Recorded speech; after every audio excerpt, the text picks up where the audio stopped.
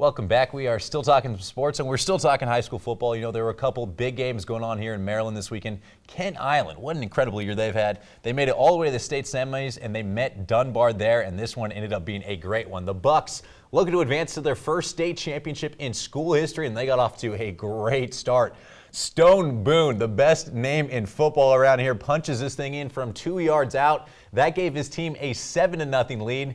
And then the defense came to play as well. Poet's next drive is stopped after Joe Ferraro blows this thing up in the backfield right here, gets the sack, and brings down the quarterback, which is not easy. He is an athlete. Huge play here early on, though. Dunbar down 14-0.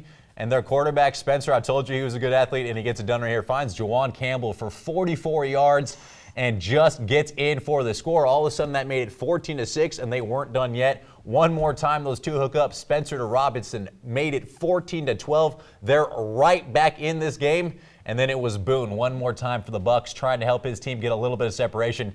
Carries about 3 different defenders right here. Gets in for the score from 7 yards out. 21-12 home team. And we've seen this all season long. This is when the Bucks put teams away, but not this time.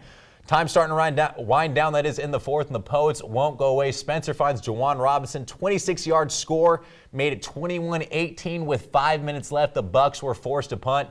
Dunbar would drive down the field, and with 7 seconds left, this would happen. Spencer somehow eludes the rush right there, buys time, throws to the end zone, and that right there is how you break the heart of Stevenson. The Bucks' incredible season comes to an end after they drop a very tough one. 24-21 on the very last play of the game.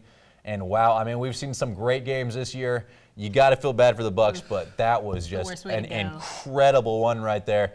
I mean, you look at the fact Dunbar did not have the lead in this game until that very last play.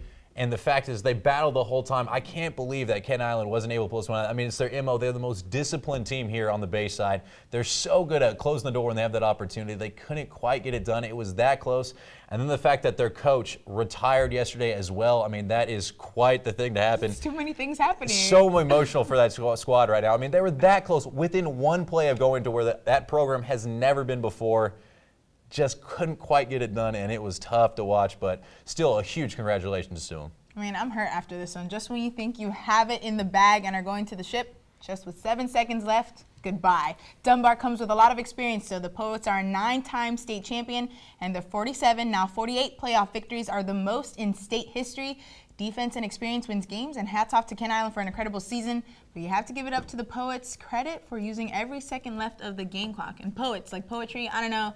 It was dramatic. There you go. But big congrats to you to Coach Self. I mean, hanging it up, 14 seasons. He made that into one of the powerhouse programs here on the Bay side. I mean, he did a phenomenal job. I wish he could have had a chance to go to the ship, but still did an amazing job with that team. And we bring it over to Cambridge, where the Vikings were hosting the Douglas Ducks. And does this sound familiar? And it should, because just last year, Cambridge South Dorchester season came to an end to the same school in a 54-13 loss. Let's hope history did not repeat itself on Friday night. We started off in the first quarter, Vikings defense looking to make big plays, because our motto here, defense wins games.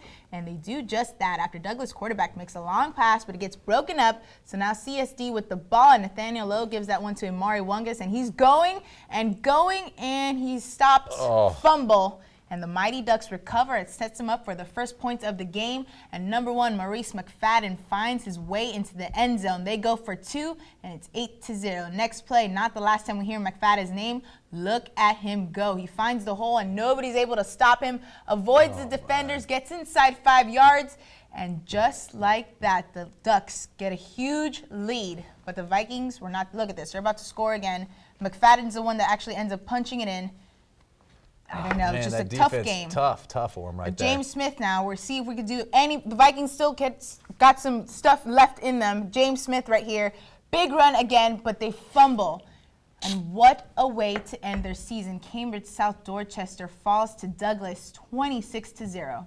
Tremendous team effort by everybody on the field, to even the underclassmen that move up and just come in and play scout for us. They come in every week. They give us good looks. They do a lot of what the starters do, but in a way that everybody doesn't get to see. I would like to appreciate them for that.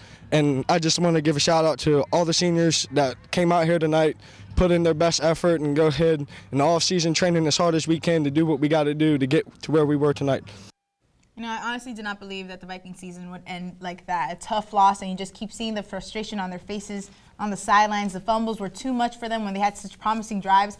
And, of course, Douglas's Maurice McFadden just ran his way through the Vikings defense. He carried the ball 24 times for 273 yards and 3 touchdowns. He was just on fire. Yeah, it's so uncharacteristic for Cambridge, too. I mean, they don't normally turn the ball over. They don't normally put themselves in those situations. And really, they haven't been handled like this all year since going back to the Cape game. I mean, they had been on a roll going into this thing.